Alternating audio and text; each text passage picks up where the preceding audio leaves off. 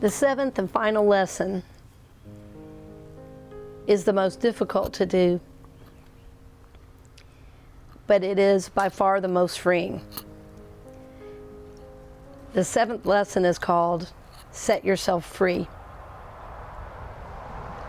Set yourself free. This is the hardest because no one can do this work for you. No one can do the first 6 lessons for you, and certainly no one can set you free. Well, of course, God is the one setting you free, but it is through you and your spiritual work that this happens.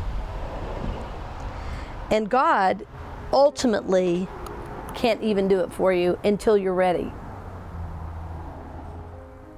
And the only way to do it is to free your mind.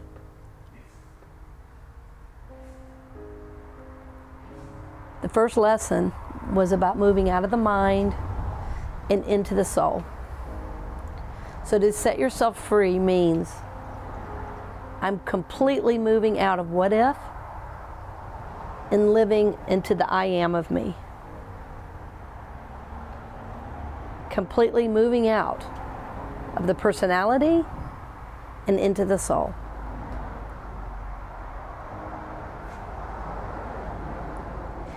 As you do this work, dear friend, I am going to be with you in consciousness.